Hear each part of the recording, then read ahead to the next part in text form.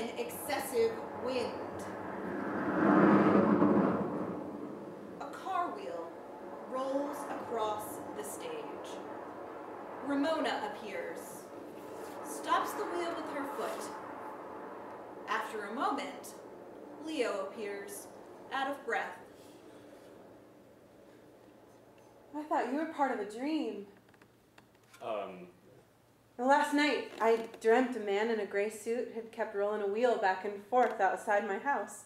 Back and forth till there was this worn tire track in the grass. Right out here by the perimeter, along the property line. And well, you're wearing a gray suit and hat, and I thought, well, maybe I was still... I'm not still dreaming, am I? What are you? I'm, Leopold. Hi, Leopold.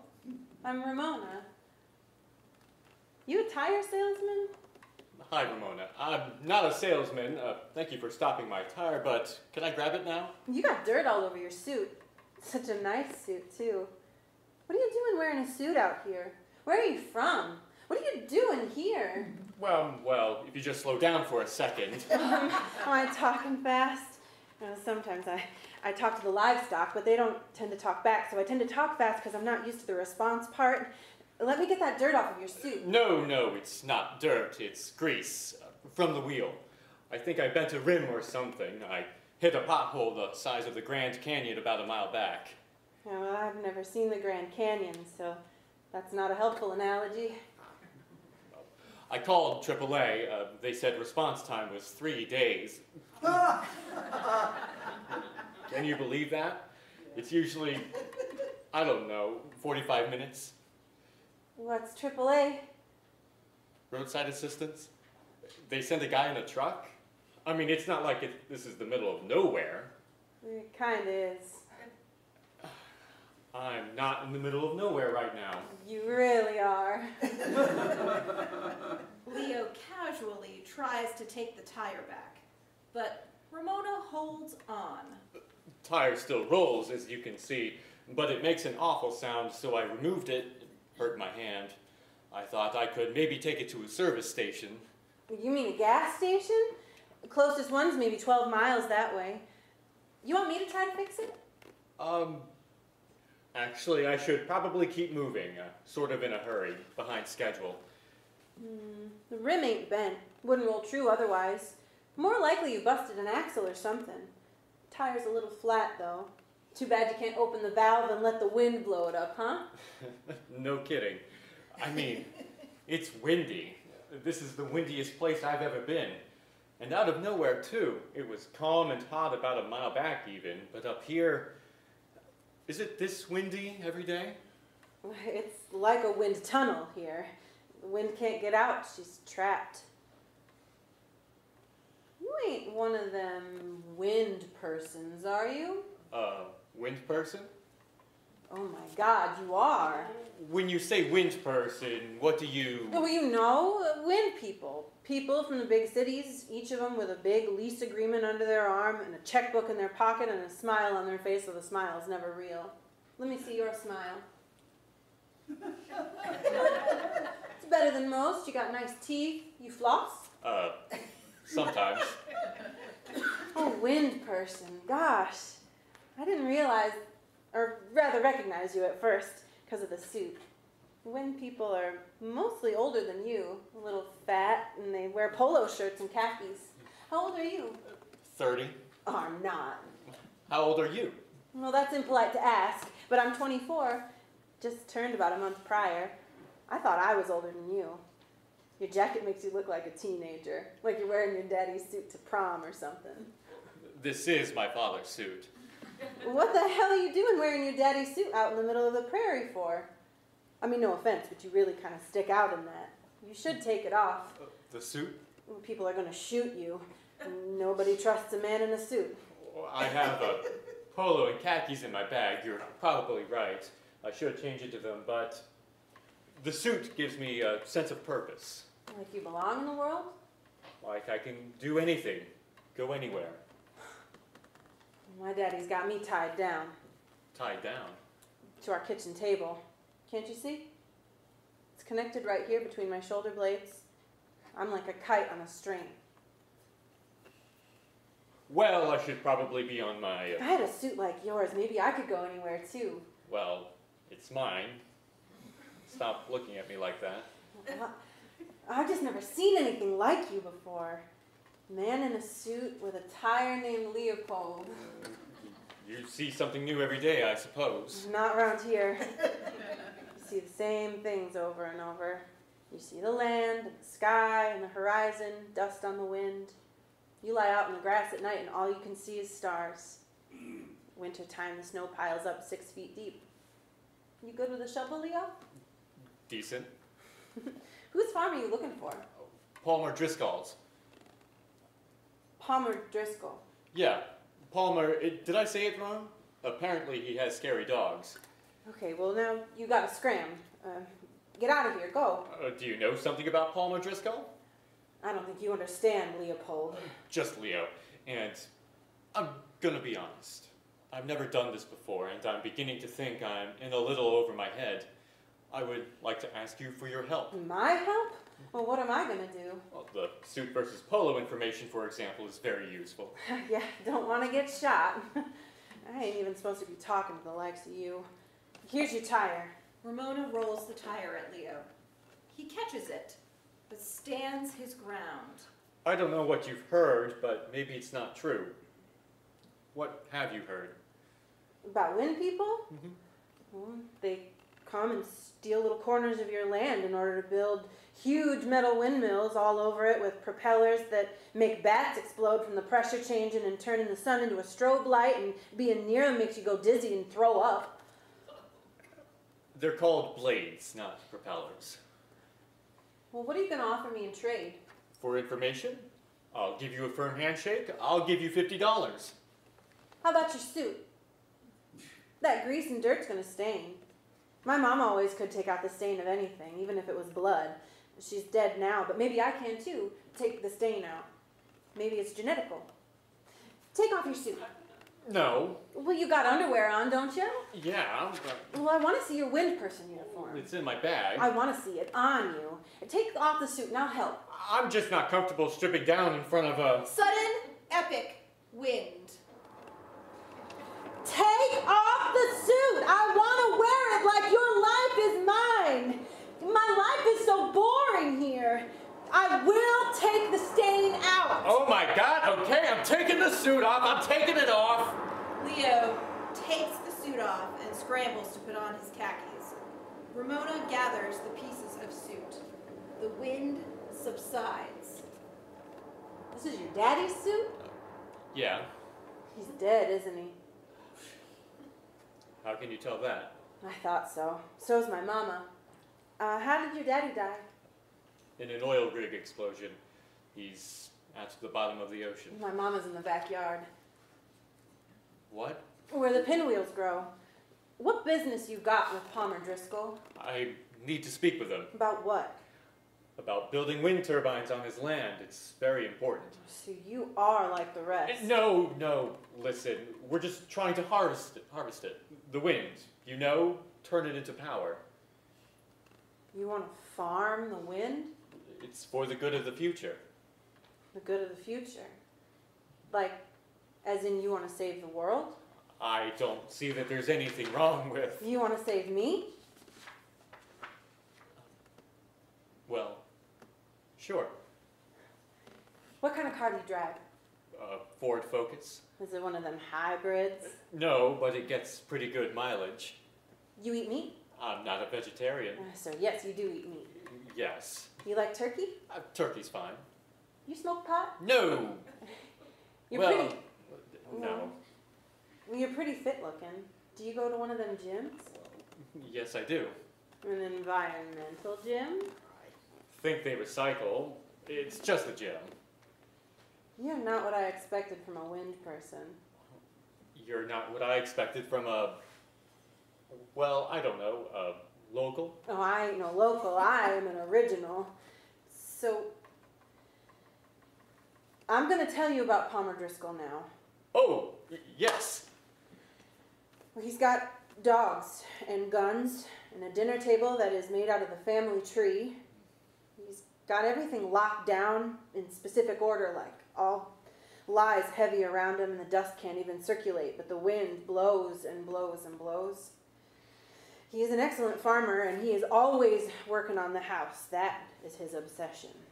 He's got a dead wife and a 24-year-old daughter that's never left home, with whom he hasn't exchanged a meaningful word in 19 months and counting, which is probably why I'm not used to the response part. Palmer Driscoll is my daddy. You're on his farmland right now. Just stay right here and don't move. Otherwise, I won't be able to reach you. I'll see what I can do for this stain.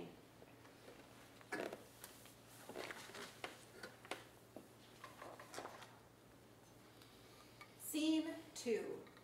A farmhouse. Ramona chops wood. Palmer repairs a wall of the house. Ramona makes a decision to break the silence. I saw a wind person today. Palmer continues his repairs, does not acknowledge. He was down by the road and he had a wheel. He seemed very nice. He didn't even try to solicit me or anything. I think we should have him for dinner. I mean, like, to dinner, not eating him, though you might prefer that, huh? I'm talking now. I know we haven't talked that much. Hasn't been much to talk about, I guess. We both used to talk to Mama, I think, but not to each other. And now all you do is work on that house.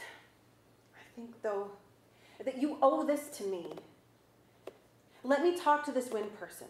Don't chase him off like the others. Just let me play with him a little. Okay? Okay, Palmer? Okay, Daddy? Are you ever going to speak to me again? Okay? You ain't as much fun as you used to be. Palmer stops with his repairs. Ramona waits. I never was fun. Palmer resumes his repairs.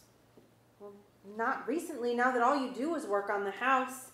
Oh, Daddy, just stop, please, and listen. Can't let him on the land. He's already on the land, right out by the perimeter. I don't know how he got in, but he did. I thought I dreamed him up at first, but he's real. Palmer ceases his repairs. He's on my land right now? Our land. See? Look, talking ain't so hard, is it? All we needed was something to talk about. Go make dinner. For 3? Just go make dinner.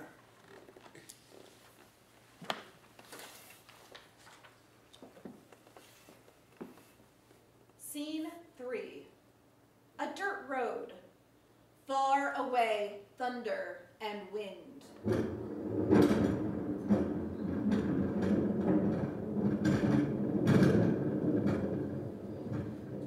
Leo sleeps using his tire as a pillow. Palmer kicks him. Car trouble? Yes, sir, yes. Up the road a mile or so, had a pothole the size of the Grand Canyon and... The sink. What? That's the sinkhole. Every year I fill it in, every year something deep down in there pulls it under.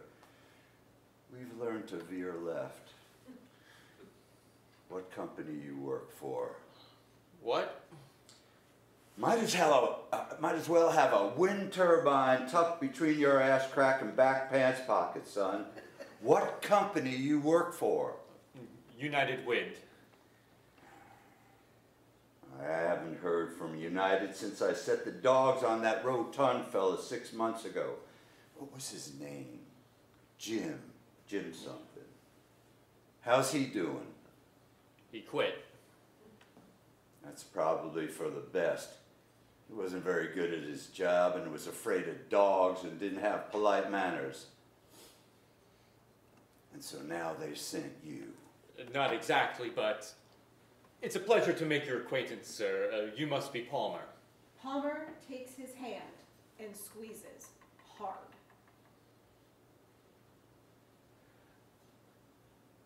Leo Martin.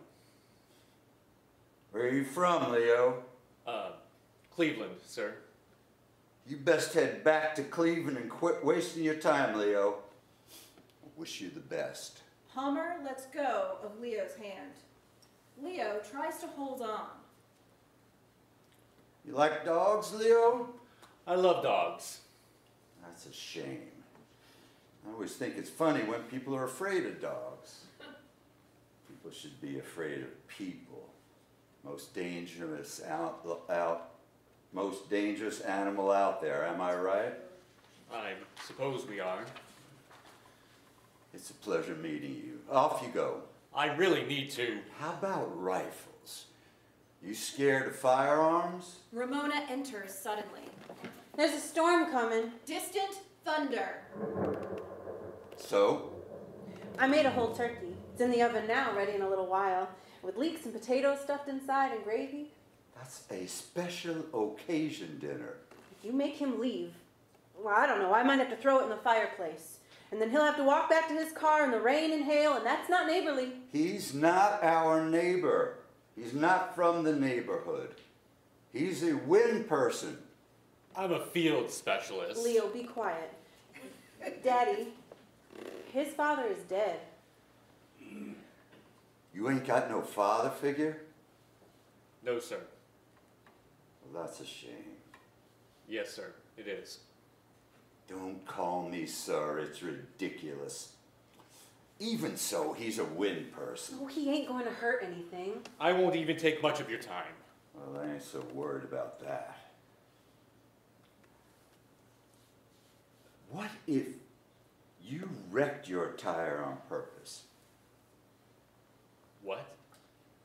Say you drove through that storm already and deducted that it was your only chance. Play the man in need. A broken wheel. I don't deduct, sir. Call me Palmer. I don't deduct, Palmer. That's too bad. Because if you admit to disabling your wheel with intention, I will deign to offer you a drink and a roof over your head while the storm blows through. On one condition. No wind talk of any kind. That's a strange condition. I'm a strange man, Leo. But I admire ingenuity and originality. And a man who pitches his car into a gorge to secure a meeting is a man I have a mild interest in. So what do you say? Palmer exits. Go on. I absolutely drove into the pothole on purpose? Leo follows. Ramona collects the tire.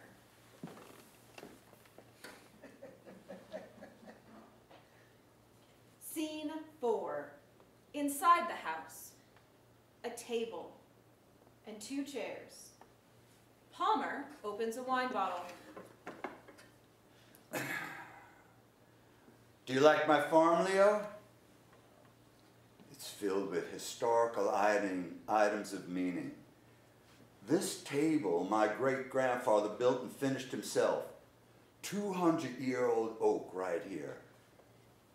It's rough, just like me. I feel it's important to surround yourself with real things, don't you? None of this modernism, stark, empty rooms. They give me the willies. Sit. Leo sits. Palmer pours 2 drinks.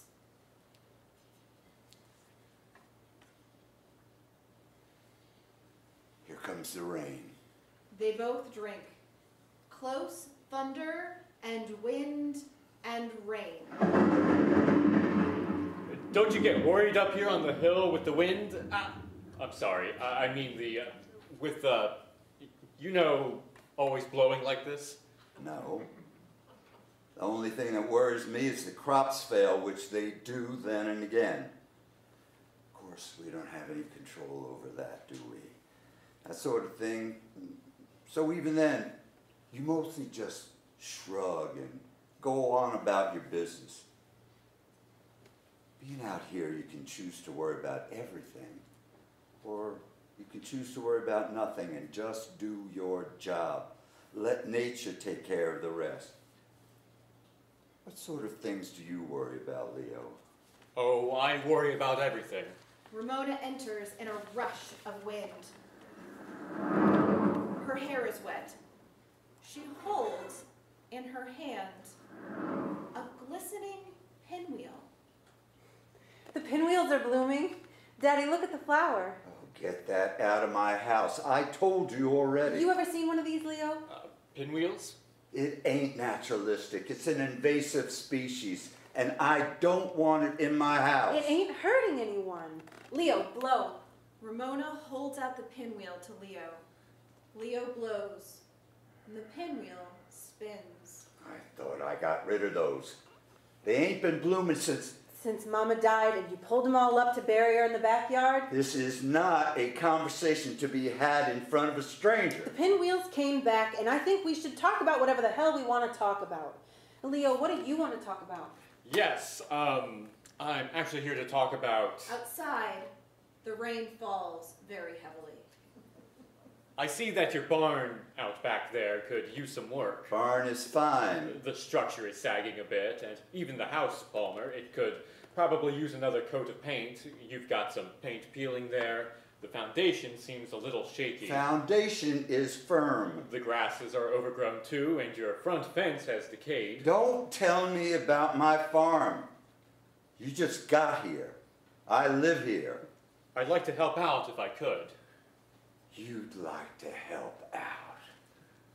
I'm sorry, but I need you to consider the merits of leasing a small portion of your land. Where's my dog? Just a small portion. Allow United Wind to build a large-scale turbine. Get the dog and make him mad. I like Leo. Palmer, please. Please. Please what?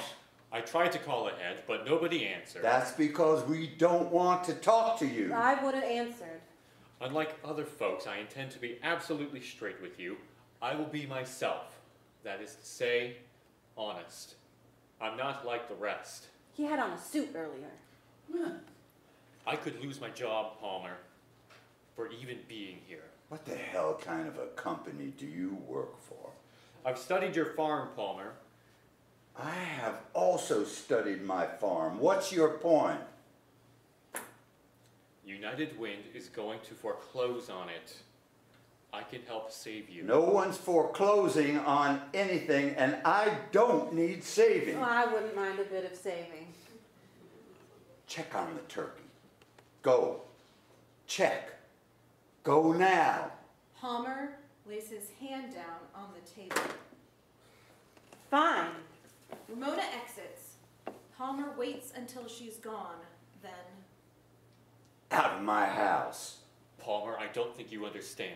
We had a deal. No wind talk. You violated that deal. Get out of my house. I guarantee once you've heard what's about to happen... I'll give you the courtesy of choosing how to leave. Face through the door by your own free will, or backing up as you stare down the business end of a shotgun. It's really up to you. Then you'll have to shoot me. The sound of rain, heavy and thunder. Well, I'd have to go outside to get my rifle from the shed, and it's raining. So tell me, why you are here and what makes you so different in one sentence, and it better be a good one. You're $100,000 in debt, and unless you sign this lease agreement, like tonight, you're going to lose your farm. A loud crash.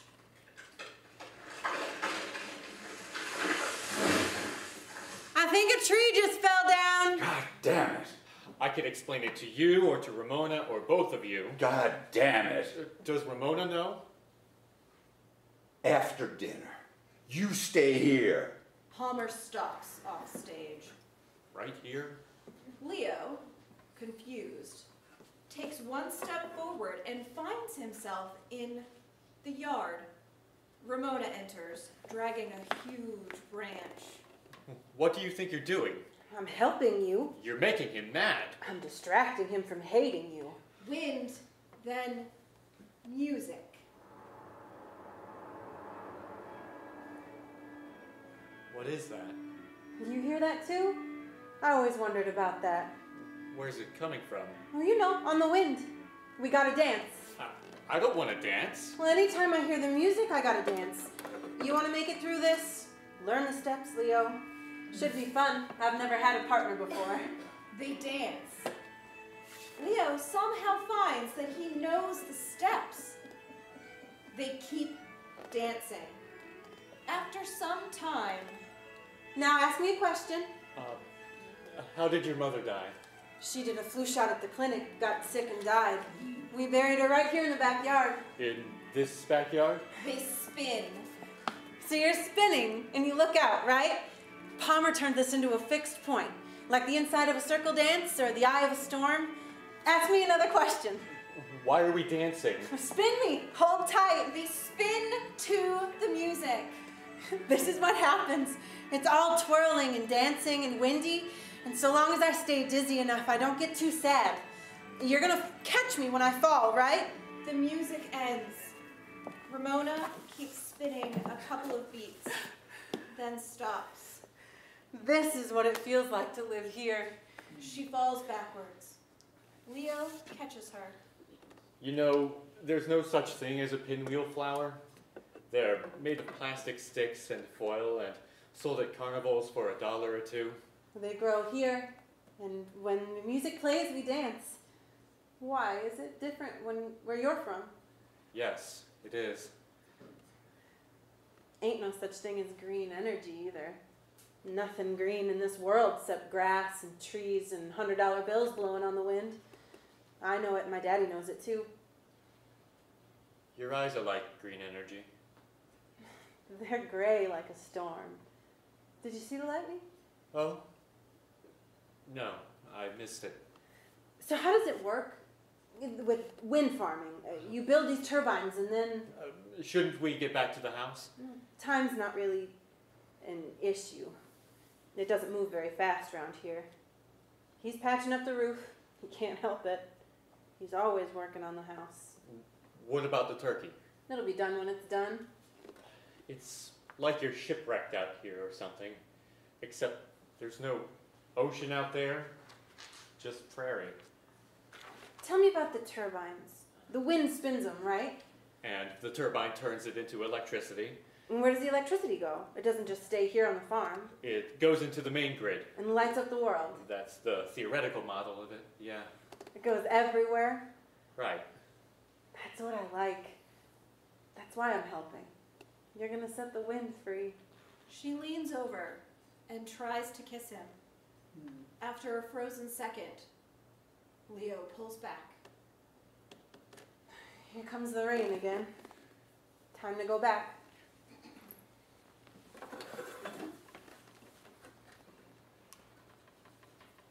Scene 5. Wind energy, if implemented effectively, can provide up to 20% of the country's energy needs, lessening dependency on foreign oil and strengthening America. Back in the house, but the room has changed.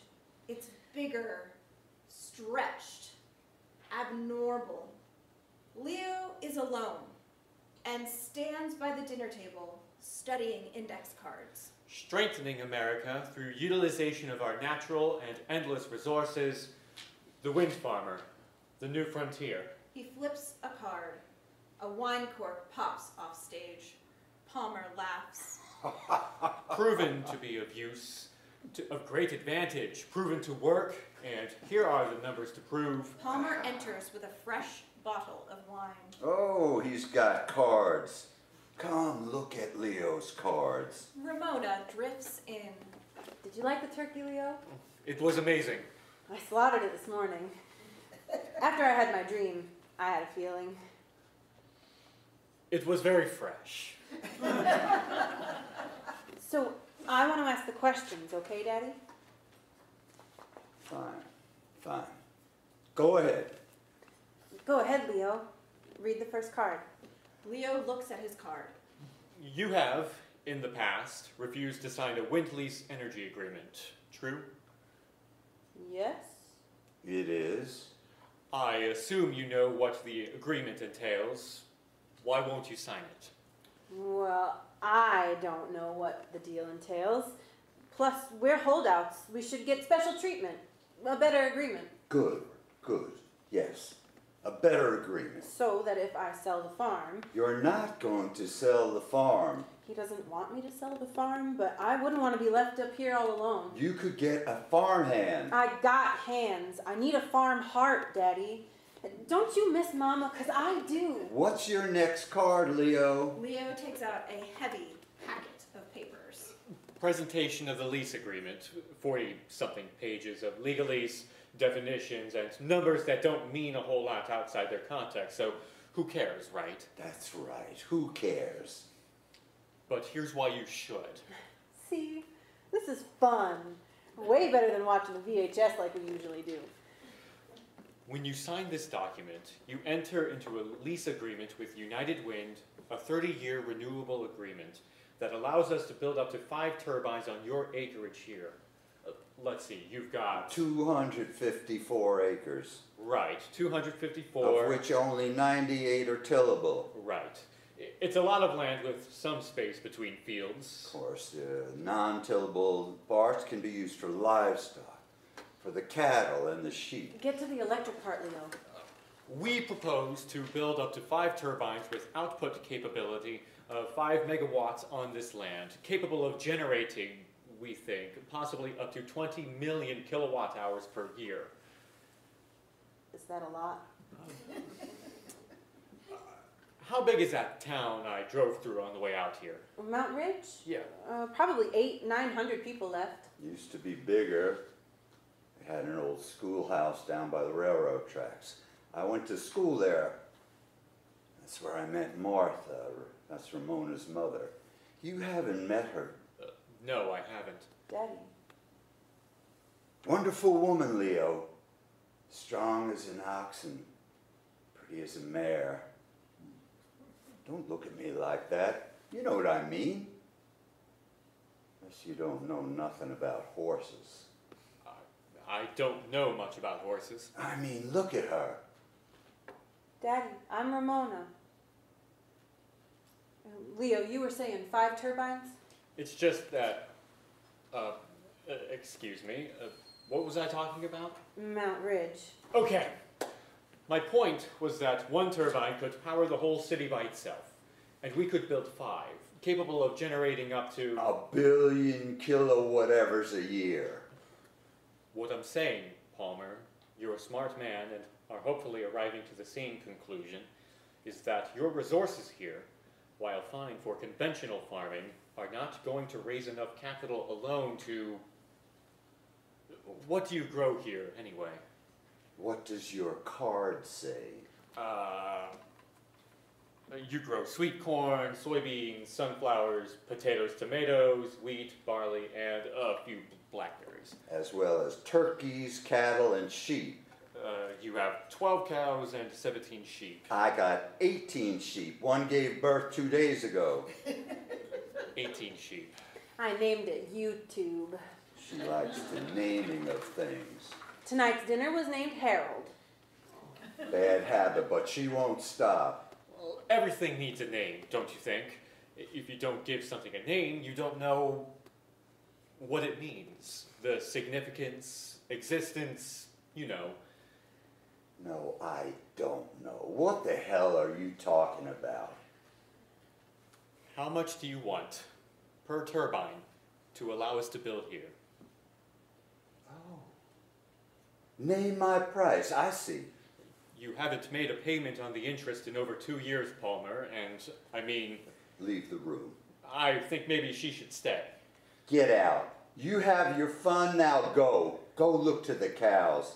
Make sure they're in for the night. But I want to stay. Go outside and see to the cows. Wind tunnel, Leo. Ramona exits. Do yourself a favor, Leo. Have yourself a son. I'll keep that in mind if the opportunity presents itself. I don't owe anything to anyone. You do, Palmer. I don't. It's right here. You see that number? That's what you owe. That is a distortion. United is about to purchase the debt from the collector and take your farm. They can't do that. Understand how much private money is invested in this footprint. It's millions of dollars, and they'd build around you if they could, Palmer. But your farm is the centerpiece of the footprint, and without it, they can't build the rest. You're holding everyone up. Everything. They will take you out. They? Well, sure. We. But I'm here to help you. I've only worked for United for about a year. Pretty low on the totem pole. When I found out their plan was to just take it all out from under you, well, it seemed really unethical, and I said so. And my boss laughed in my face. Said you wouldn't sign for nobody, that they tried for years, that I was naive for thinking otherwise. I waited until the office closed last night. I took the lease agreement from Jim's file and took off early this morning. They don't even know I'm here. At least not yet, I hope. I'm literally putting it all on the line. This line, right here. Name your price. Palmer considers, pours 2 more drinks. His fogginess dissipates. He writes something on the piece of paper. Leo leans in with anticipation. I name my price Toto. Toto. The dog in the Wizard of Oz. You ain't seen it? Or I could name it Martha, after my wife. Or I could name it Leroy, after my father. Or Amanda, after his wife. Or I could name it John, after my grandfather, who first settled this farm back in 1886. Or I can name my price Jesus. How about $5,000 a year per turbine for a total of $25,000? You don't understand a single goddamn thing, do you? Palmer refills his glass again. Notices that Leo is not keeping up, gestures. Leo drinks. I'm going to do you a favor. Something your father should have done, but he's dead. I'm going to explain something to you. Palmer takes a framed document off the wall.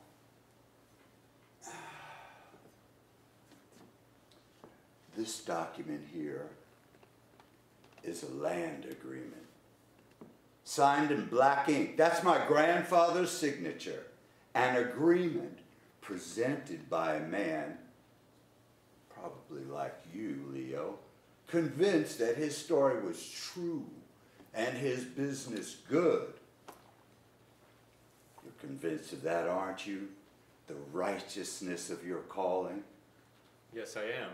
Well, this man came to my great-grandfather's door, a small farmhouse door in the heart of the mountains of Kentucky, and he told of dollars and mineral rights and mining industry. My grandfather, not knowing better, he signed it. And then what do you think happened? Something bad? Yes, something very bad. The coal people came in and raped his land. I use the word rape with absolute intention. They forced their way into the mountains until there was nothing left. My grandfather did what he could. He built this table right here. He carved this out of the heart of the greatest oak tree left standing. He prayed, I suppose, that he could make some good out of the destruction that he had befallen his land.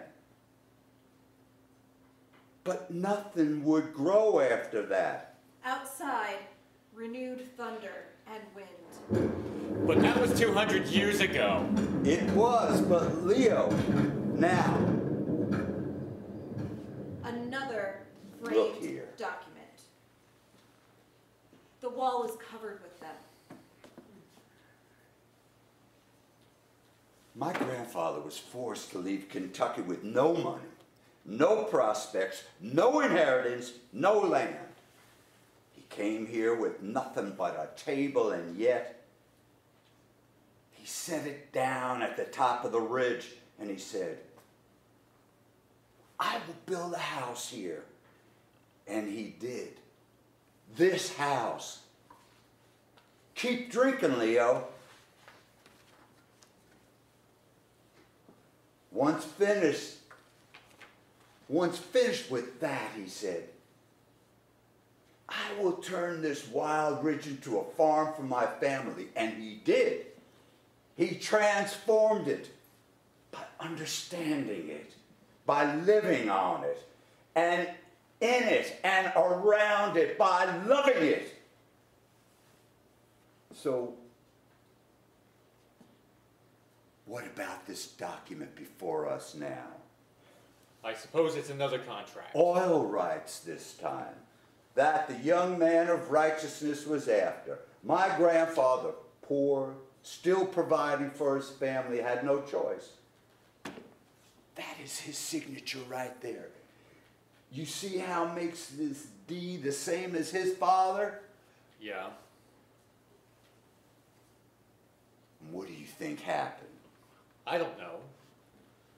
If the contract was negated after a year because the lack of oil presence. And the trucks never came. The money he had been promised this year before never came either. And his wife and children, one of which being my father, nearly starved that winter as a result of their trust in that signature.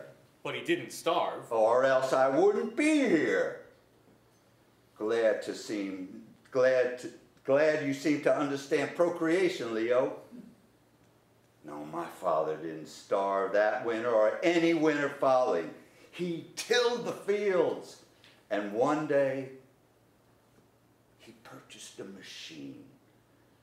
A sort of a hot new gadget at the time. Palmer stands swiftly, teeters just for a second, gains control, and pulls a cloth from an object in the corner that holds up part of a wall. It is a small, 4-foot version of a vintage windmill. But you know what that is? I'm afraid I don't. It's a wind charge that's sold to farmers by the fistful back in the 30s. It cost my father $15 and it included a handheld radio. Works just like a mini version of what you're selling, but for more personal and practical use.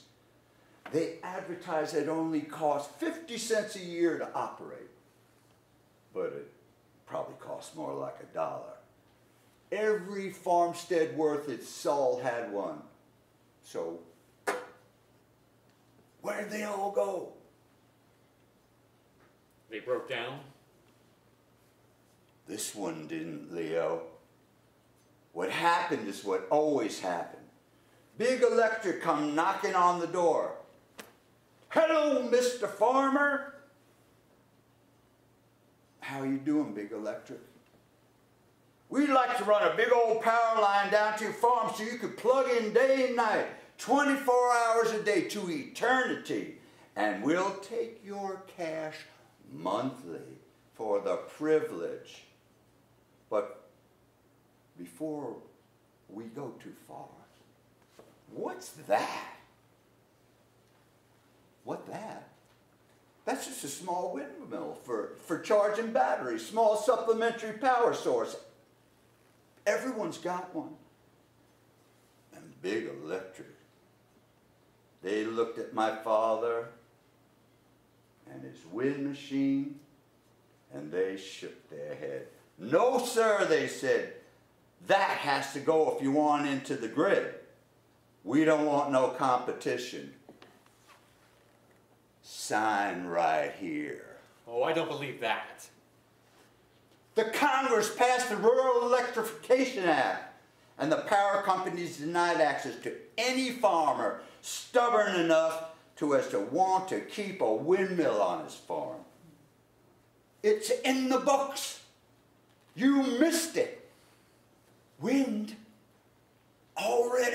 happened, and the government took it down. Our turbines are very different. They're bigger and expensive enough so that they can't belong to me. That's the difference. It's control of resources, control of power, control of profits.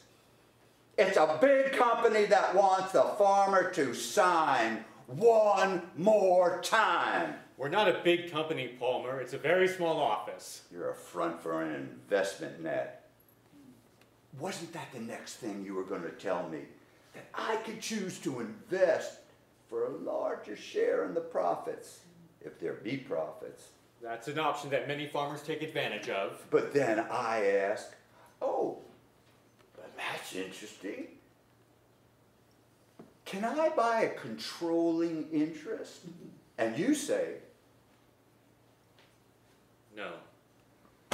that profit you make off of my land, off of my signature, that ain't mine, so whose is it? It's really not about profit so much as personal agency. We want to help. Agency. Your capacity to act. Money and politics, that's what it's about. I can't discuss politics, Palmer. It's strictly off limits. Save the polar bears. Save the friggin' purple pheasants, I don't know. Save the world. That implies that there's something wrong with it, don't it? You come in here with a little green folder selling a little green lie about how your magical turbine's going to save the world, one spin at a time. But save it from what? Palmer, we're getting off track here. I'm having a hell of a time. Keep up with me. Save it from what? Global warming. There it is. The big lie behind the little lie. So who is funding the big lie? Who is introducing tax incentives and huge kickbacks to all the companies that go out and do their bidding? Who is behind it and why? Who provides the tax breaks? The government, but... And why? Many reasons. Job creation, rural economic renewal, and environmental factors. Does it say that on one of your cards? Actually, it does, yes. That sounded mighty rehearsed, Leo Martin. Palmer rips up the cards, tosses them to the wind. Now, your cards are gone, and you're on your own. Why are you really doing this? You don't even know what you're doing, do you? You came here to advance the interests of alternative energy and support the fallacy of global warming. And that, Leo, is politics.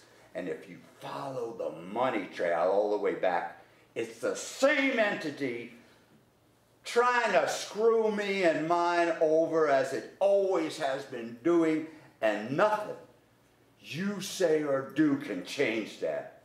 So you can see why I didn't want to waste our time chatting about this. But I sincerely hope you enjoyed the turkey. You really don't believe in global warming? No, I don't. You really don't care about the money? I don't even have a banking account, Leo. You're one of those money under the mattress guys, aren't you? I ain't telling you where it is. I'm going to need another drink. We're going to need another bottle. Palmer lurches off stage. The light changes.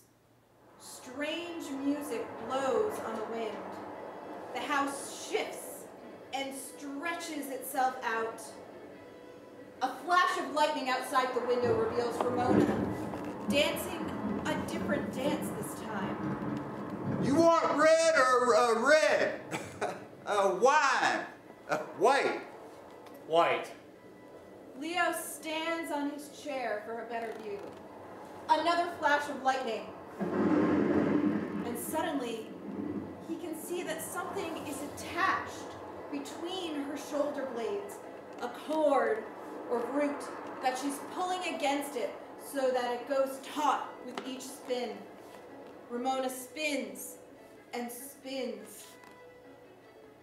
The music dissipates. Lightning Thunder.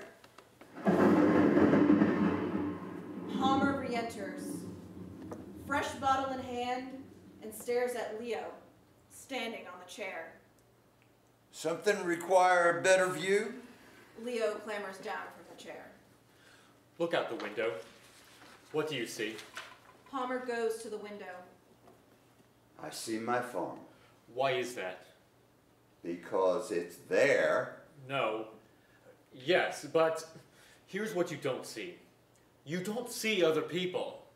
You've pushed the property lines out past the field of vision, and so you think nothing can touch you. That things out there don't matter. Nothing gets in, but nothing gets out, does it? Your house, all these things piled up here inside. Letters, signatures, tiny windmills, collected personal histories that you somehow are compelled to defend even in the face of oncoming environmental disaster, of your daughter's future. So you, a man with nothing in the world except for a suit, a broken car, and a flawed idea, you come here to me, and you want to take my history and tell me it doesn't matter. I have history, Palmer. You can't say I don't have history until you've heard it. You think you need to control and ration things. This hope and change disease. My father, my history, if we must, he died in an oil rig explosion. You're untethered, disconnected from the earth. He died in a wall of flames 2 stories high. So hot, the water boiled near the surface. Can you imagine that? I don't care to imagine that. Let's get back to the... He was out there to extract the oil to feed this addicted country. So maybe, if we had wind, if wind power kept us from pushing deeper into the ocean, digging deeper into mountainsides, mines to China practically, maybe he wouldn't have been out there. That's my history, okay? And you want to talk about controlling and rationing. What about Ramona? Leave her out of this. You're afraid she'll go out and see the world for what it really is, on the verge of collapse, and you, clutching grimly to the kite string, everything else spinning into dust. I know you. At least my father had the decency to let go. And look what happened. The door swings open. Ramona wanders in. She stops at the sight of the 2 men. I brought the cows in. Go check for eggs. It's in the middle of the night. Eggs!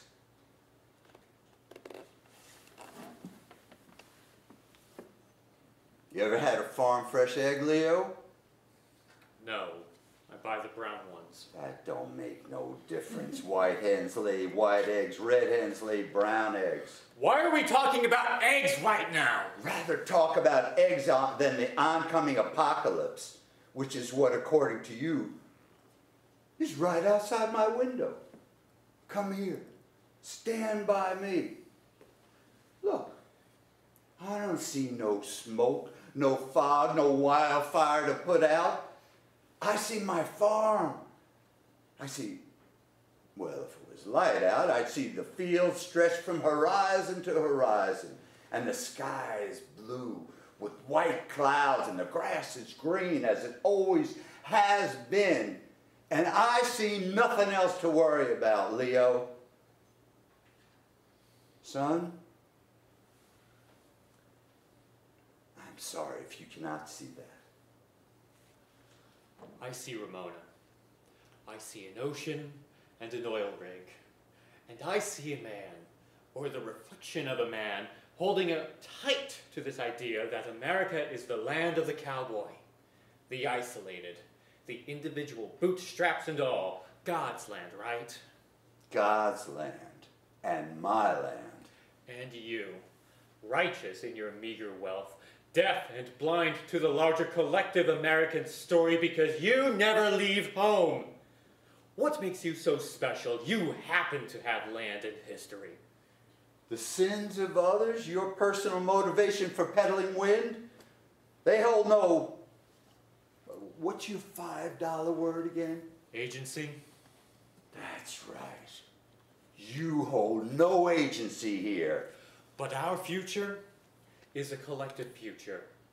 We live in a country populated with other people. So what do you want me to do about that? Sign the fucking paper.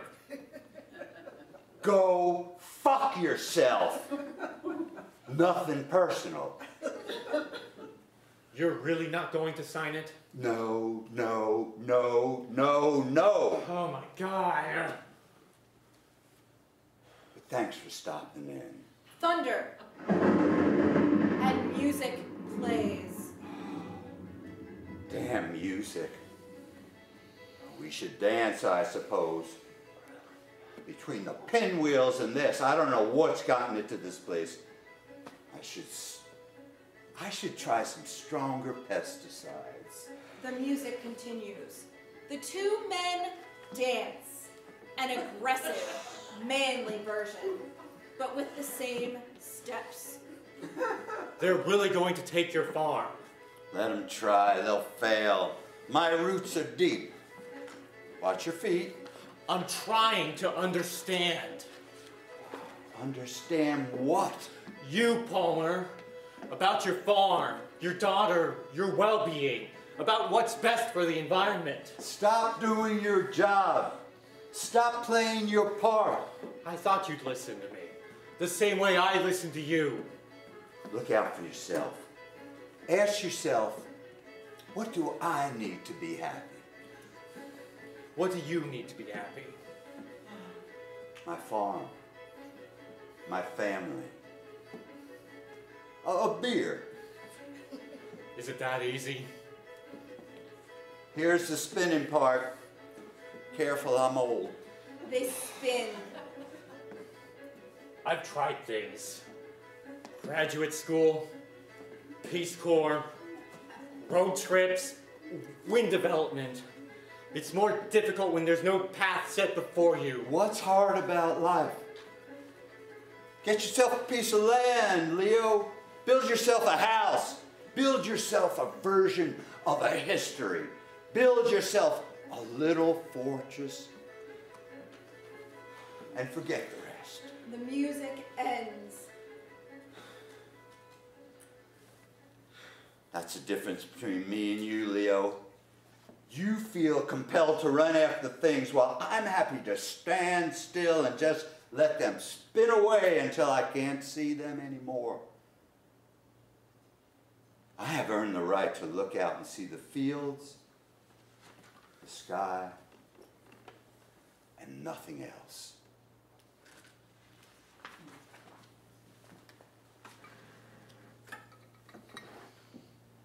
Scene 6. A field.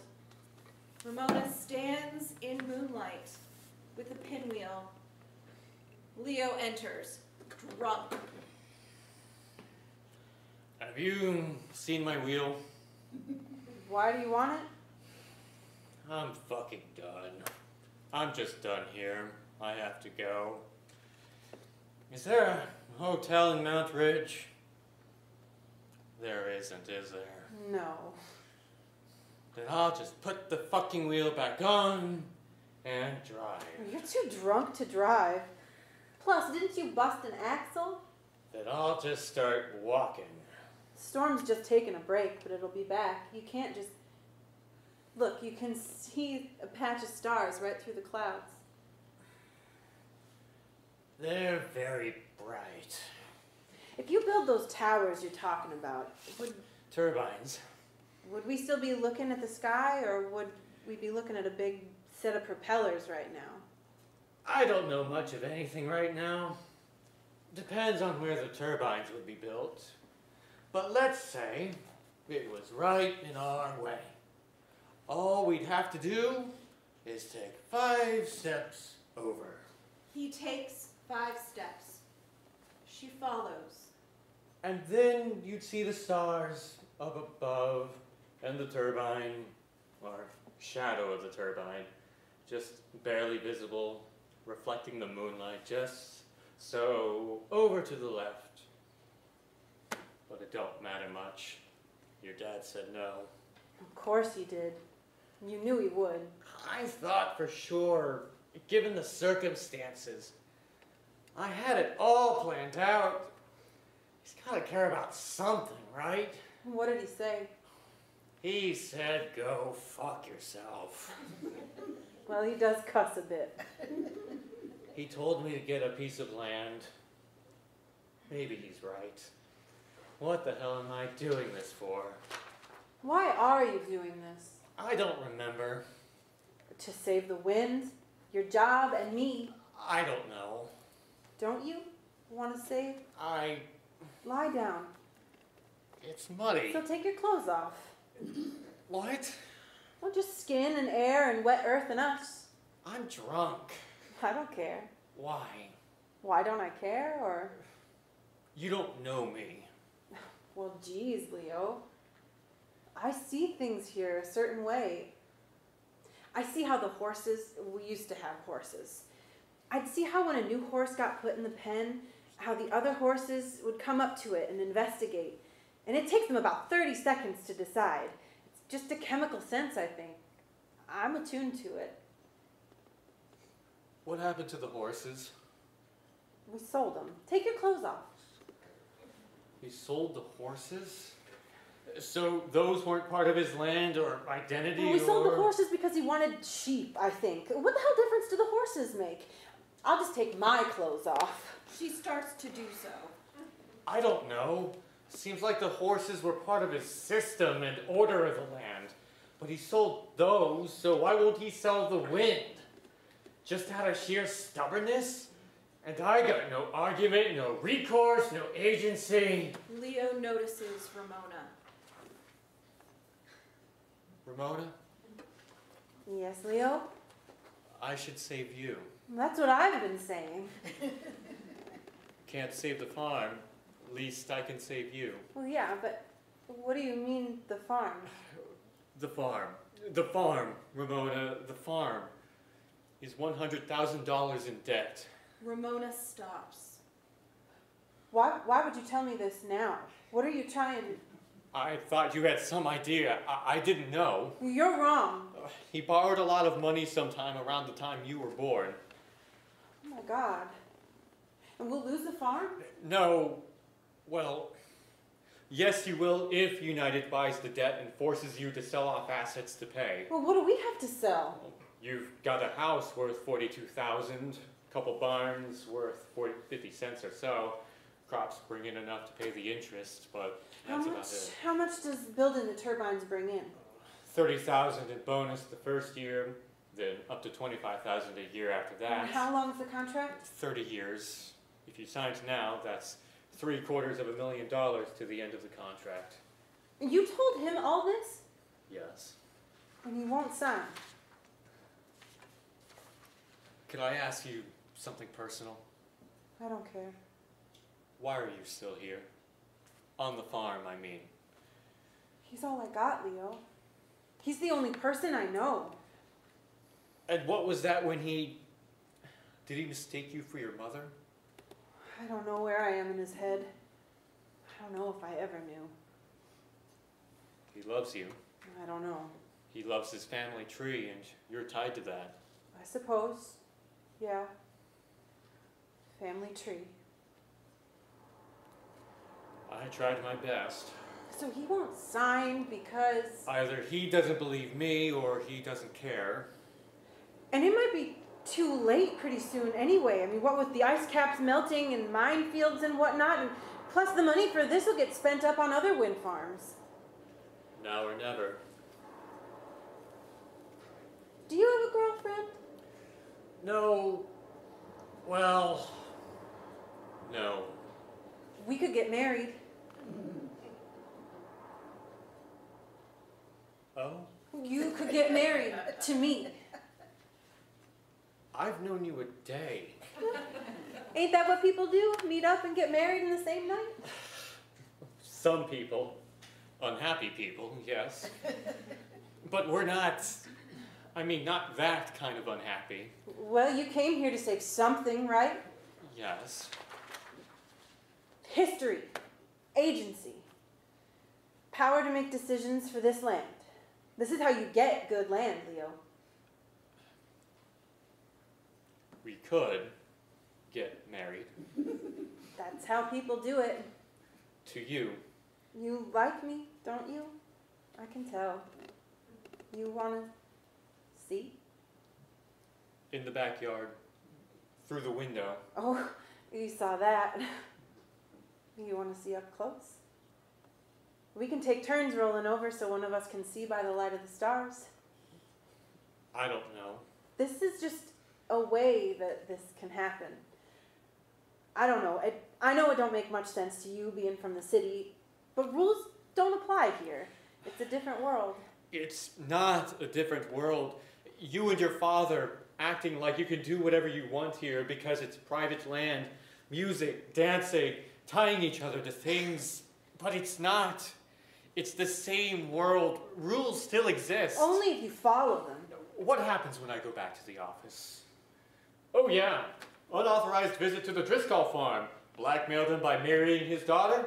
Here's the paperwork. Well, why would you want to go back? I have a job. An apartment with my stuff in it. Well, what's your favorite thing in your apartment? I don't have a favorite thing. I'm fucking looking for it. I should have a favorite thing. Here, just lie, relax. Roll over, look up. I could be your favorite thing. Touch me, here. Feel my heart. We're just calm animals under a safe sky. Maybe we both got the whole thing all wrong, and you came here so I could save you. My daddy will be so mad. We'll go away and get married, maybe in Cleveland. And then we'll go on a honeymoon. I always like the phrase honeymoon, like there's bees in space. Crazy. You'll show me the world, the other world. You think I'll like it? No. I don't know. Maybe parts. There's a lot more music, but no one dances. Why not? I don't know. I guess sometimes they do. But not the way you do here. So, we'll do this. Tonight, you'll come back with me and tell him? We're really talking about this. Okay. Jesus. Okay. What if he signs the papers? Well, then you did what you came to do. But what happens to you? You'll set the wind free. That's enough. I don't want you to stay here. I want you with me. Yeah? I want you to hold me like he holds you. I won't hold you like that. It's not a good hold. I guess. Yeah, sorry, it was just that. I ain't a resource, and I'm no one's history. What if he doesn't sign? Then we'll go get married. And we'll come back with, what's the word? Agency. This might bring the whole house down. He's been bracing it for years and years, trying to hold it up against the weight and wind. History gets heavy when it gets old. Where did you hide my tire? In the cow barn. Leo,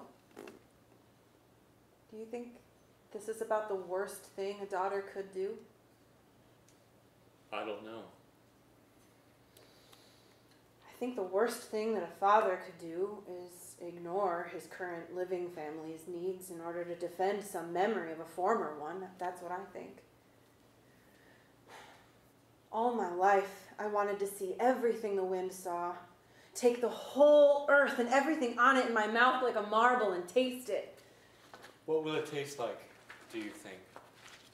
Like a blueberry just after the frost. You ever taste that? No. Ramona kisses him, consumes him.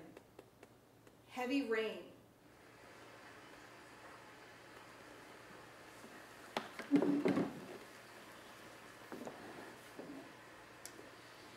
Scene 7. Darkness and rain. I'm leaving.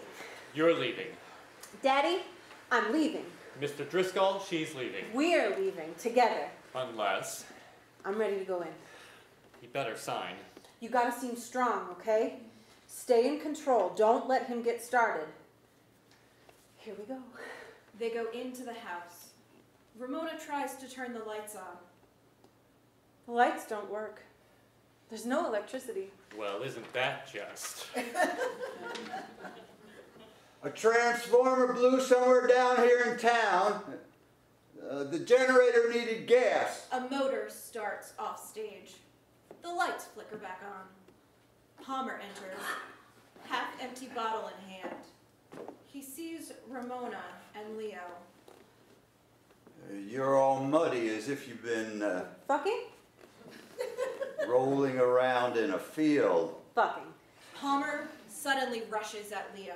She's mine! Leo catches him, keeps him at arm's length. I am not your property, Daddy. Palmer, calm down. Daddy, will you sit? Please, sit down. Always taking isn't yours to have. We didn't do anything. Daddy, I'm leaving with Leo unless you sign the lease agreement. Palmer stops struggling. He slumps down in a chair. You are not. Yes, I am. I'm leaving tonight if you don't sign, and we'll get married. Married? To who? To Leo. Who? Why didn't you tell me about the $100,000? Sir, you told me to get a piece of land and, well... Oh, it's you. I see. Was the coal not enough? The electrical grid? Now you must own the wind and take my daughter from me? Daddy, he is not taking me. I am leaving. I think I heard you say that already. Or you can... I think. Or you can sign the lease agreement and I'll stay. That's the end of it. I'll lose my mind first. And your daughter? I don't have a daughter. I don't have a wife either. I thought I did, but then she was gone. And if I close my eyes tonight and if I dare sleep at all, you'll try to slip in and take my farm. What you don't realize is that you can never take that. You can still have the farm and your daughter. I'm still here. I'm right here. And Mama is here too, blending in with the water supply. Look, Palmer, we are really working towards the same you-know-what. You can talk all you want. You just came here to save your job. That's all you care about. I'm putting the lease agreement on the table. You came into my house and subverted my daughter. She stole my suit. What is that? I'm putting the agreement on the table. You don't have the power to do this. It's funny, but I think that I do now. Yours seems to have gone out. Power always comes back. One day it won't. That's why I came here, to prevent... I have the power to make my own decisions. You still have that. For now, the agreement is on the table. I have to go back to my car. In the dark? Yes, in the dark, to sleep there tonight. I'll come with. Yes, get out. Go. Ramona, you stay here tonight. You won't leave without... I'll come back here in the morning. Palmer? Go fuck yourself. Here's a pen. Leo puts the pen down on the table. The best we can do is to act in the present with hope for a better future. That's what Ramona is doing. Leo exits. Mama told me to always look out for myself no matter what. They took your mama like they took everything else. And you ain't got any responsibility in this? You wouldn't let her go back to the hospital because you were so mad she got the shot in the first place. You said ain't nothing funded by big government ever helped anybody, and she died. And now you want to hold me here to make up the gap, fill the hole in the wall, cook the food. Yeah, well, I should have seen this a long time ago, but I see how it is now. So I'm leaving unless you sign. Palmer stands and moves to the table. He moves his hand as if to pick up the pen. I love you. Palmer violently turns the table over. Ah! Ramona flinches. Something invisible torn from between her shoulder blades. The lease agreement pages blow across the stage. The generator engine cuts out.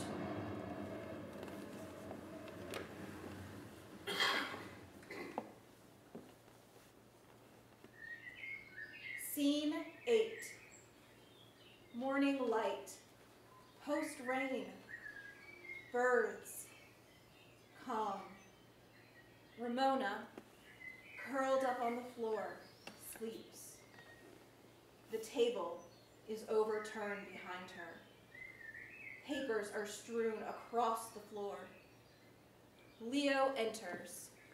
Ramona, wake up. Remember me? Ramona opens her eyes. I was dreaming. Don't you have a bed? Well, my room's upstairs next to his, and so I slept down here. I was having a dream. All those big turbine propellers. Blades. Okay, blades. They're all connected to one huge switch buried deep underground. And the switch is in this secret military bunker, and there were all these soldiers looking at me as I walked through the bunker, but it was like they couldn't quite see me, just the movement of me, you know? And I climbed over all these colorful cables, and all of them attached to turbines somewhere on the surface, and all connected to a huge main switch, and you were there. Was I? It was an older, scarier you. You had a beard and food in your teeth. I pretended not to notice.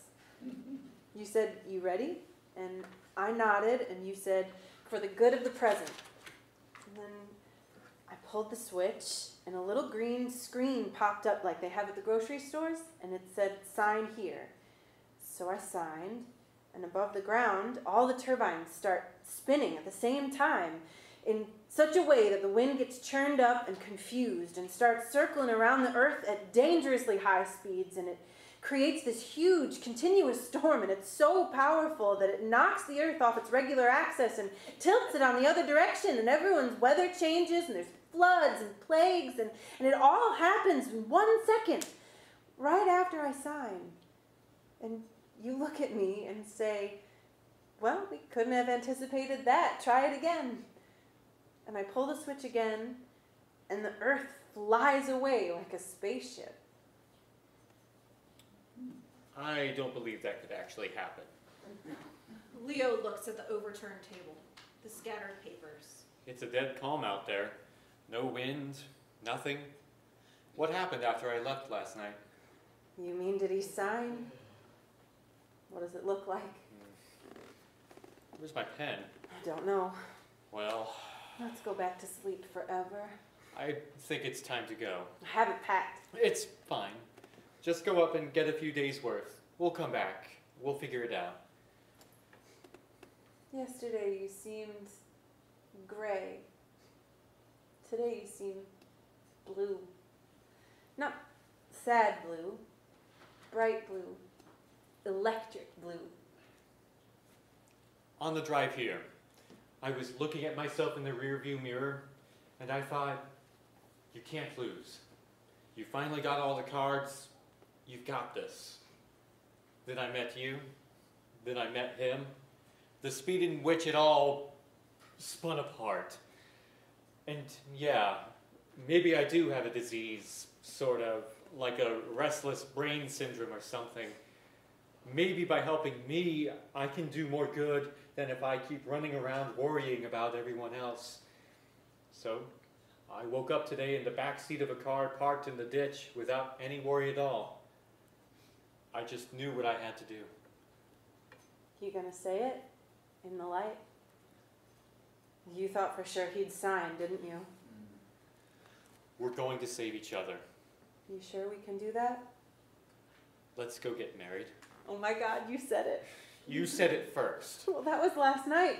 There is a huge difference between when it's the middle of the night and after the sun comes up.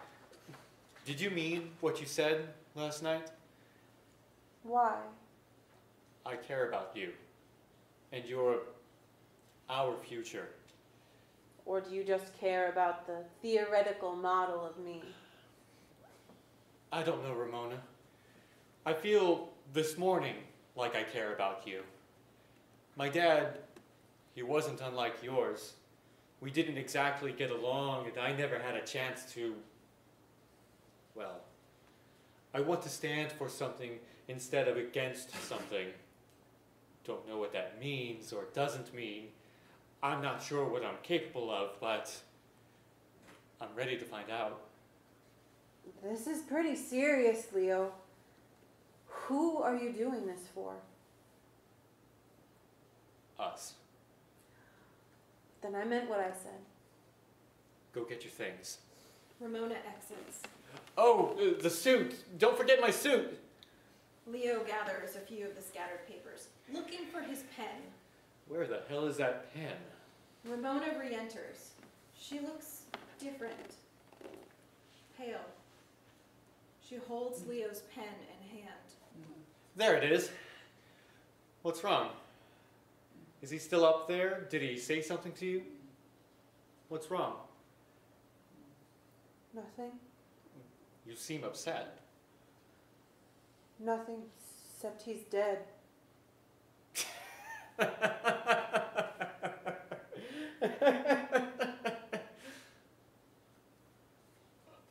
Are you sure? I see dead things a lot, being a farm girl and all. I'm pretty sure, yeah. Leo rushes off. Ramona plays with the pen, blankly. Leo returns. Okay. Holy shit. Okay. What do you think happened? A heart attack, maybe? Has he been to a doctor recently? You don't believe in the doctor's office. We have to bury him. Shouldn't we call someone, an ambulance, or the police, or... Don't much matter, he'll still be dead. We didn't call no one when Mama died until after we put her in the ground. No need fussing over it, he said. There's a shovel outside the door there. We have to bury him now. Ramona, you can't just... That's what we do with dead people. There are formalities, there are rules. We don't follow rules here. We should bury him next to Mama in the backyard. Where? There, next to the pinwheels. They're going to want to build there. Who is?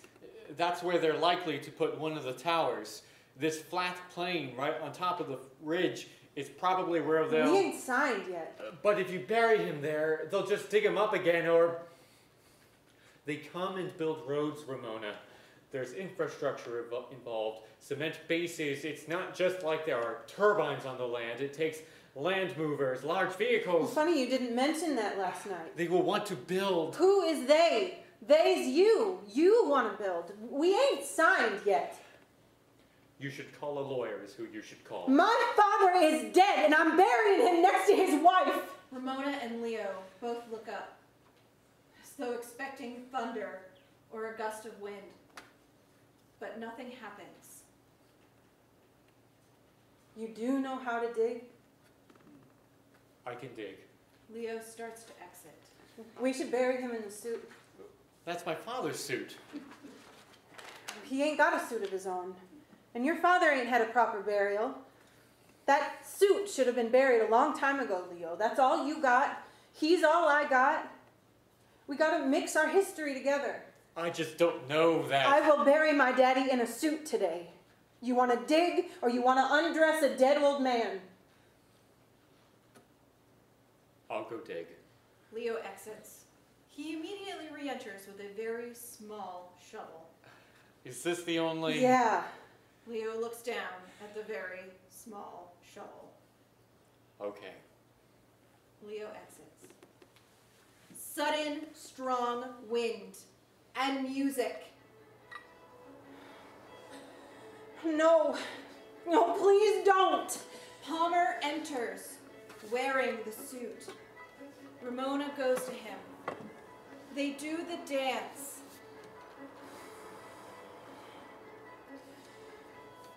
You look nice. It's a nice suit. It fits well. I'm sorry. No good to be sorry. Too late to be sorry. Too late. Too late. Too late. I know. Why are you so sad? Thought you wanted to leave. You left me. Never said life was fair, did I? Why didn't you tell me about the farm being so much in debt? Why worry? I have to sign the papers, Daddy. Or else I won't even have a choice whether to sell the farm. Oh, no talk about that. Just spin. I like this part. The spin part, it reminds me of your mother. Around, spinning her around and around. Remember that swing I built you? The one in the barn? Swung from side to side and out into the bright sunlight. The big barn on the hill and my little girl swinging up and then... I'd jump. And roll. All the way down to the backyard. You wanted to keep rolling. I did. All the way back to the big city inn and out into the world. Yes. But the backyard was all there was. Push me one more time.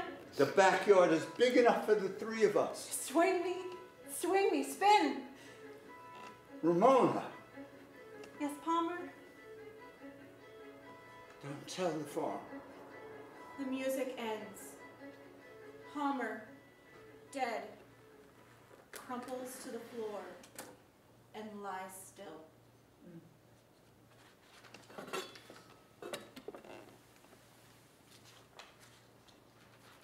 Scene 9. The backyard. Leo enters. Palmer's body remains on stage, unmoved. You think the hole is deep enough? He's in it, ain't he? I have blisters. What do I do now? I think we should go back to the house and get that lease agreement. You don't waste much time, do you? No, I'm just thinking. Once the lawyers get involved, they'll probably put the estate, the farm, in probate and freeze the whole thing until they get things sorted. I have a checkbook and authorization, but I need a signature or else they can still seize the property. I don't care. You should. It's your farm now. Yeah, but I don't care. That's what I'm saying. I should care, but I don't. I feel as though I did something wrong. Like I forgot to say something a long time ago, and now I'm trying to remember what it was, even though it's too late to say it out loud now. I'm just going up to the house to find that paper. I won't sign it. Leo goes upstage to the house, sorts through papers. I'll just leave, that's all. The grass will grow up till it's just a field like it was 300 years ago. Is that what you wanted? Ramona! I'll be like the wind and be everywhere all the time. Maybe that's where you are now. I always thought I was the wind. Maybe I was wrong. Leo runs back down stage, paper in hand. Ramona, look at this! Leo shoves the paper in Ramona's face. She looks at it, then looks again. He signed the paper. Must have been after you fell asleep. I found it pinned under the table. It was nearly the last piece of paper on the floor. Let me see it. She takes the paper. His signature looks fragile.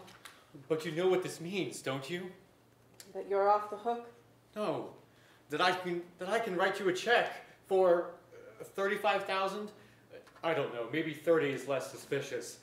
Now I see what he means. I don't want your money either. Well, you will. And you know, our money, once we... Maybe. Maybe not. I don't know. I have to stay here. You mean for a little while? No, I mean, I have to stay. This is all because of me. He didn't know he was going to die. Well, how'd you know what he knew and what he didn't know? The D looks funny on that signature. Yeah? Did you sign it, Leo? No, but it doesn't matter, does it? It does actually matter. It's signed. The papers are signed. That's what we wanted. The day I was born, I had my mama's cord wrapped around my neck. Different cord, same result. They had to cut me free, and the oxygen loss almost killed me. So I had to live in one of them incubators, and they had to do surgery.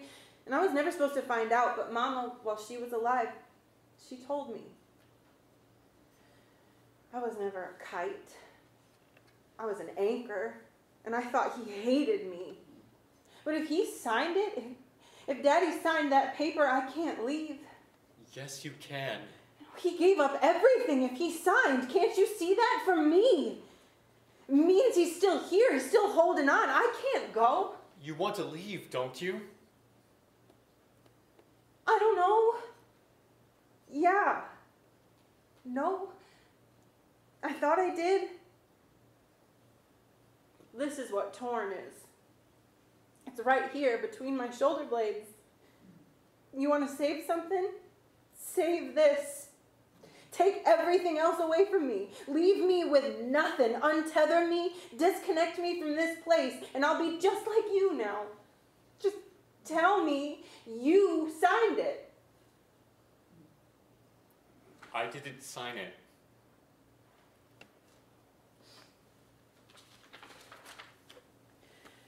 You have to save the other world now. This one's a fantasy, Ramona. So's yours. Your world's a fantasy too. Maybe, but my fantasy happens to be of the future, not the past. His will be buried even as mine is realized, constructed. You mean build turbines on my land? You can turn things around and around in your head, but that's not going to generate power. If we keep moving, keep buying, keep building, we'll make a difference. Now it's we. I want you to come with me. I have to stay. There's nothing left here! Leo goes up to the house, pushes it. The house sways and collapses. Leo, what in the hell? I'm sorry, shit! He tries to stand the house up again. It falls.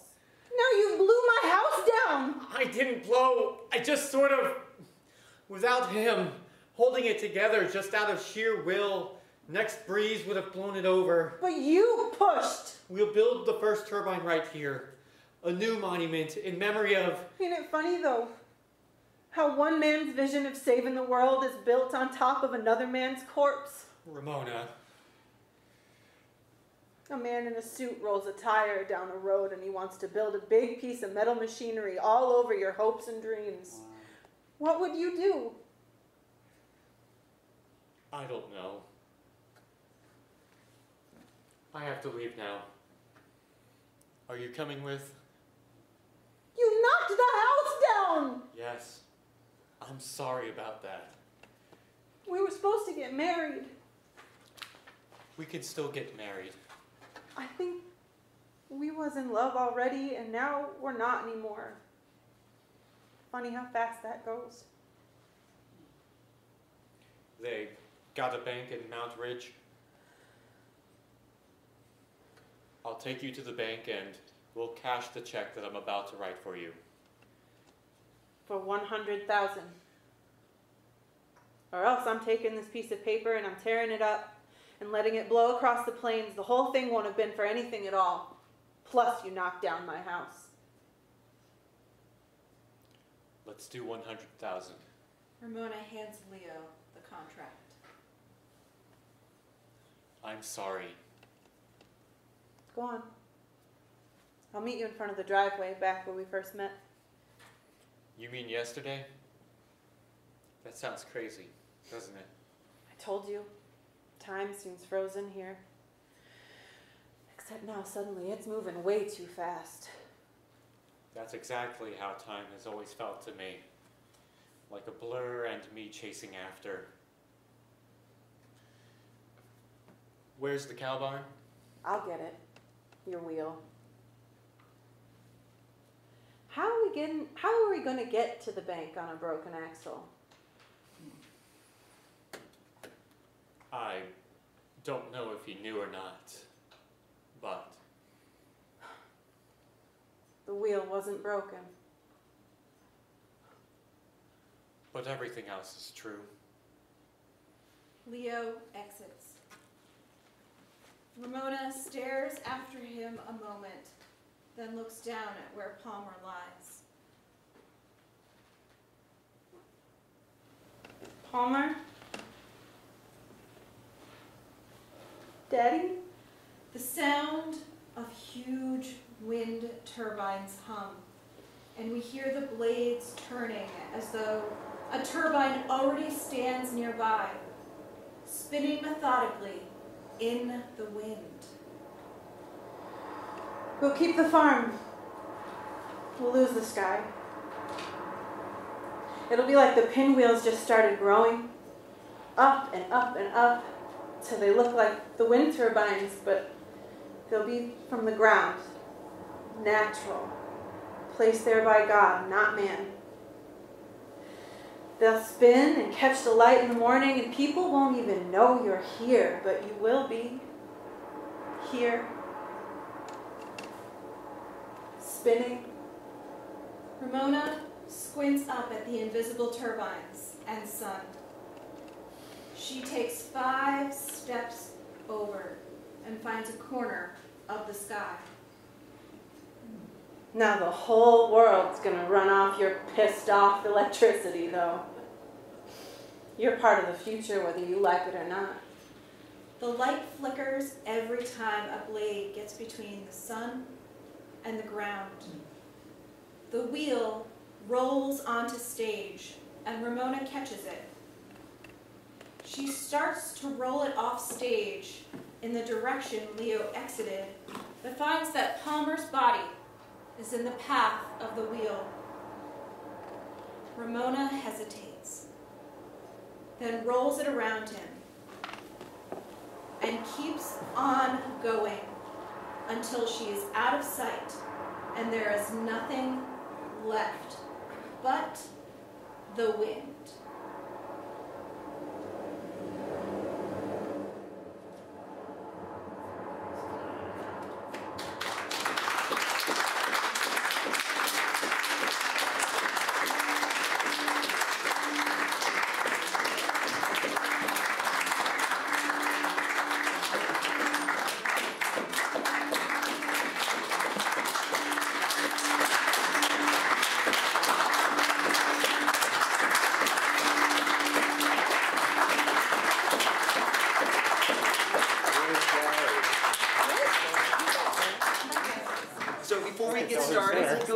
We'll introduce ourselves very quickly. My name is Mike Tamburino. I'm the manager of performing arts programs at the museum. Gary Kotick, director. Dr. Colleen Bunn, I was the narrator. Dan O'Neill, I wrote it. I'm Andrew Monroe, I played Leo. I am Rhiannon Cosette, and I played Ramona. Charlie Raymond Palmer. Well, thank you again for joining us for this wonderful play, everyone. Before we get started and open it up to questions for all of you, we're just going to start by asking Dan a few general questions about the play itself. So, Dan, where did this play come from? Can you tell us a little bit about the genesis of it and the story, getting here to this stage today? It's an old play. I wrote it 14 years ago, I think, when I first started writing it. Yeah. It ended up being my graduate school thesis. But before that, I had lived in Minnesota, and I was dating someone who was working for a wind development company. And so I actually got the opportunity to, I guess, know who those people were.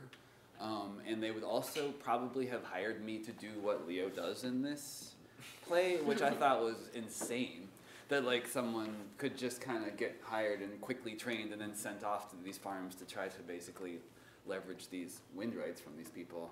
So that's a real thing that I could have had as employment, and I thought that was fascinating. I never did it, but it stayed in my mind, and then I was sort of building the world of the play and just thinking about what could happen, but Palmer, the character of Palmer, who wasn't named Palmer yet, was sort of hard to deal with until I was living in Pittsburgh, and I was doing this tour of all the different farm share locations that our food share was coming from.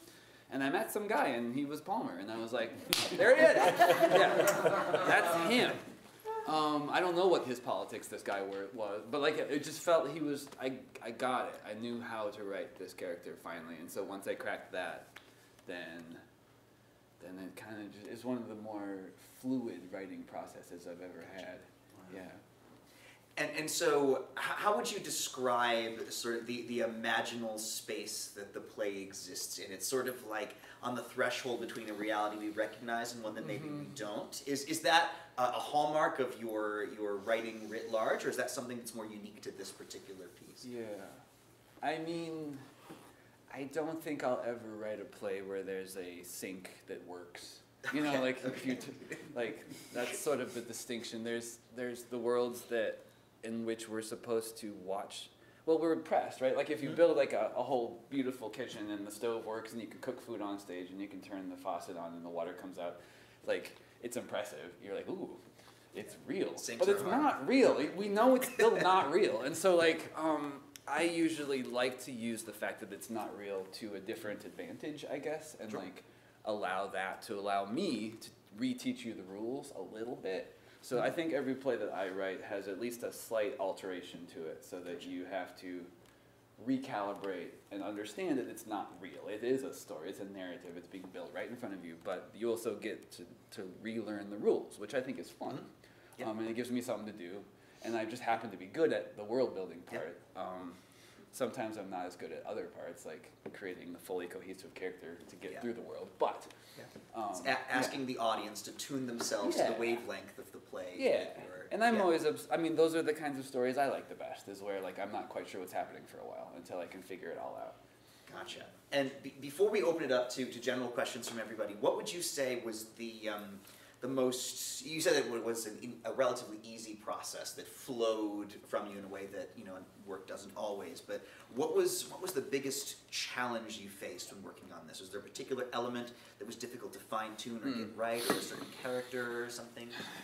Well, I actually when I went back and looked at the very first draft for the first time in a very long time, after we did the table read of this, just to be like, okay, and I had all these weird stage directions in there. I had like stage hands with fans. Like it was like it was so. I think in a way I started really strange. I started trying to build a world as strange as I could, and I kept cutting away the magical elements until there were only just a few.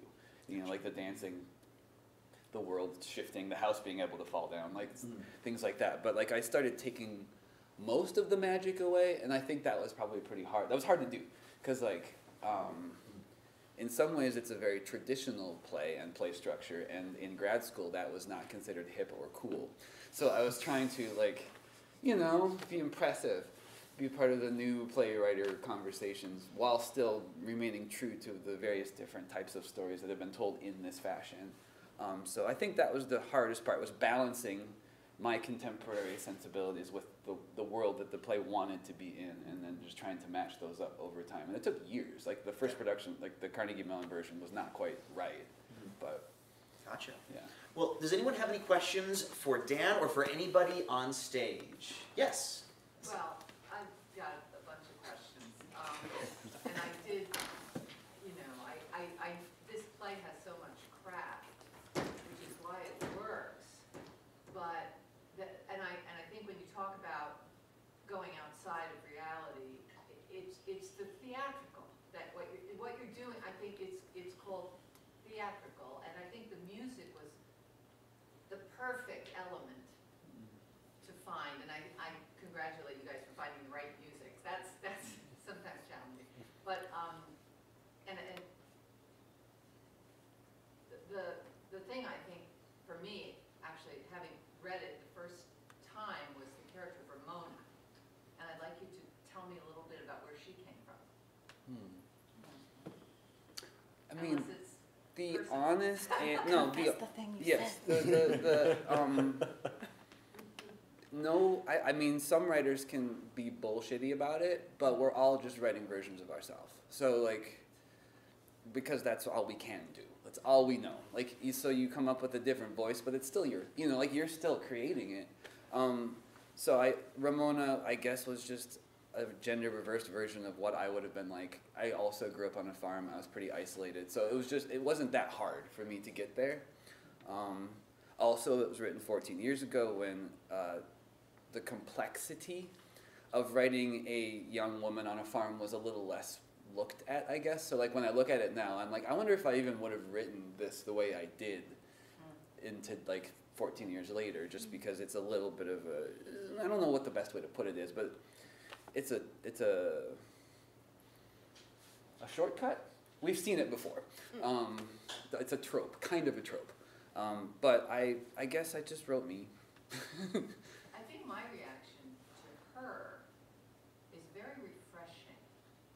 There didn't seem to be any agenda with her. It seemed very authentic.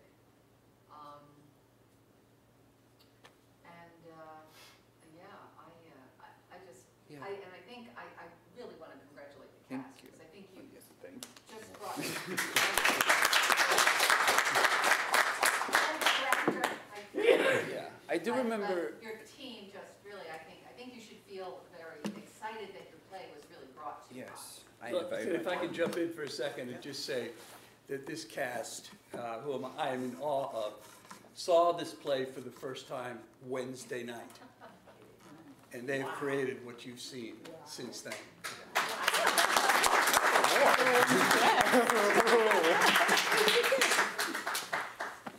Do we have any other questions for Dan or any of the performers or the director? Yes. Two questions. Yes.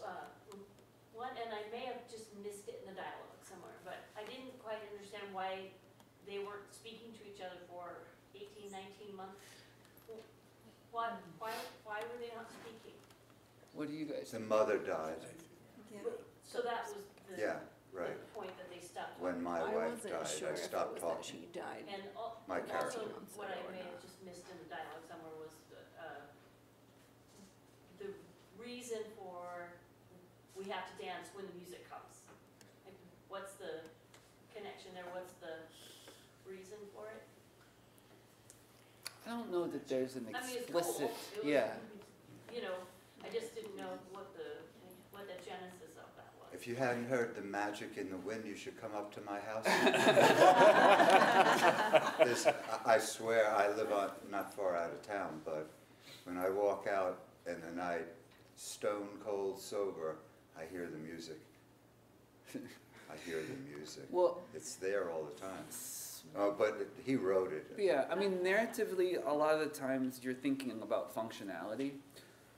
So I definitely need that to be a rule that is followed in the play because I need to be able to do what I do with it. I need to bring that thing back 3 times. I need to force those 2 to dance because that's funny, right? And then I need to be able to like basically bring Palmer back from the dead in a way that makes sense in the narrative so that I need that as a piece, right? We, I think, are experiencing the world mostly through Leo because he is also from the outside coming into it, right? And so my hope is simply by encountering Ramona and having her tell him that's what we do here is enough. You know what I mean? Like that's pretty much all there is. Like we're just gonna have to trust that that's how this world functions, and so he does. But that's about all I try. Like there's no real other way to explain it. So that's just it's So just we have this comic moment when the two of yeah. the gents are dancing and it's sort of like Right. Yeah. The way we approached it as we were working through those sections was that we're on a farm on the hilltop, and the fundamental natural forces that are there all the time that you don't even think about are sunlight and sky and wind and storms and music. And you do some things when the storm comes, and when the sun shines, you do other things. When the music comes, you dance. That's just a normal part of life. How many rituals do we have that from an outside perspective are totally strange? Right. You know, you think Sure. about sleep. You know, what an absolutely strange thing is if you start to think about that for... Or the for rituals even you have before you go to bed. Yes, right? Like yes, we absolutely. just have these set Right. things that we just do. just the way that it works. Yes. Judy, yes, question. Dan, what was the original music in your mind that you heard them dance to? I don't know that. You had it in the stage directions. Yeah, it was like, I said it was almost Aaron Copland-esque. I think it was kind of rodeo, if I remember correctly. Like that's, because actually, now that we're talking about it, I'm pretty sure I did listen to some music to see if I could figure it out. And rodeo has a nice sort of American classical quality to it. The first thing, the music that the two of them dance to is actually the same fiddle track that we used in the Carnegie Mellon production, which then has become it for me. And that's actually Finlandic, like that's a Finlander. But it had the right combination of sort of jubilant yet a bit haunting. Like, you know, like it needs to be sort of strange, but also you need to be able to hear the spin. And so, yeah, so it started as Copeland and then it turned into this Finland music. Any other, yes, yes. I don't have any intelligent question, but the whole thing about the dancing, I don't think your head's going to explode. It was genius, and it was beautiful. I mean, just the whole idea of dancing, we as a component of being human, that we could actually touch each other, and it's like, way to go. Thank you. And It also, I was also partnered with a choreographer at that time. So part of my impulse was to create shows that had dancing so that someone could get paid for doing the dance parts. Yeah. Well, thank you very much for sharing that. Anybody want to speak to those moments? Or, Alyssa had another. Well, I was Yes. going to say, but you said it so much more beautifully, that's the sensuality of the play, that you could, without going outside or doing anything false, or, you know, that relationship, and the dancing is always that step towards sexual tension and sexual connection, and so, yeah, what else? What else would have worked even better? Nothing. I mean, Dan described it like kind of like a Jane Austen novel when they're at those court dances, and then those are the moments where you get to speak to one another, and so that really, that hit home for me as far as the importance of it. It's true, in the sense that we were all watching and we could believe the reality we're creating up there was true. I think we've got time for a couple more questions. Yes. I was wondering if there's any meaning behind the suit, because Leo came in, it was his father's, then Ramona wanted it, and then the father, Palmer, ends up there being buried in it. Yeah, well, it certainly has a journey, right? It's definitely an important element. I don't know if I could say with exact certitude what it is or means. It is more or less, I guess when I'm at my best, I tend to build worlds that have that start with these little things like a suit that someone takes from someone else, and then they start sort of resonating, and as they resonate, they're able to sort of create the full sort of music of the world and things. So like, the suit is a pretty important element. I'd like it to be able to sort of get bigger and fill up with various different meanings versus having like one specific meaning. But I guess if there is one thing, it's the mixing of history together. When Leo says, like, I don't want to bury him in that, and she's like, we have to mix our history together. I think if it does one thing really well, it's that. It allows me to say that. Yeah. Well, thank you. Any other questions? I was wondering, I was trying to figure out the place of this. At one point, there was reference to raping the mountains. Right. And that was like, okay, that's West Virginia. I know West Virginia.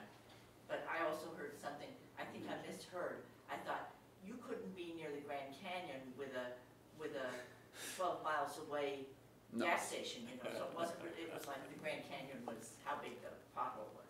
Right. Yeah, that was Grand Canyon. He's coming from Cleveland, so I guess it has to be somewhere near, within a couple of days of Cleveland.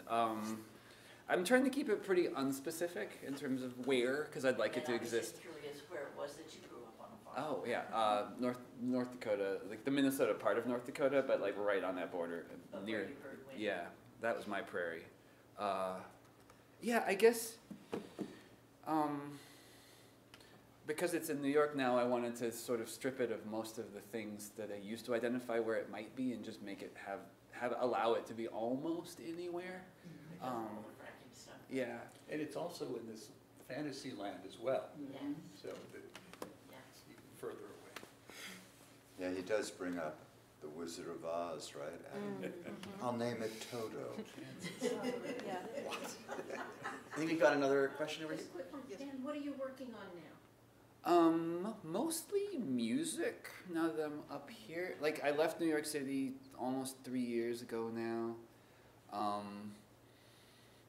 There aren't as many or really any opportunities to, like, other than this type of thing, which are pretty rare in this region, to even develop new plays and new work at all. Like, and that's the world I left behind. So I'm kind of actually, so far, I have been shifting, taking a vocational holiday from playwriting because there's not really the resources up here to do it. Instead, I'm trying to write sort of a song cycle. So that's what I've been doing for the last 2.5 years. And eventually I'll get back to plays, but I've been taking a well-earned break. All right. Any last call for questions? Anyone? Thank you for coming. Thank you thank so much for coming out today. Be sure to join us in 2 weeks for our next reading, Jordan and Daisy plus Tom plus Nick, written by Johanna Keller, who's joining us today. It is a fascinating contemporary re-examination of The Great Gatsby. And I hope that you will join us. It's fantastic. So thank you all for coming out today, and have a wonderful and safe trip home. Thank you. Thank you.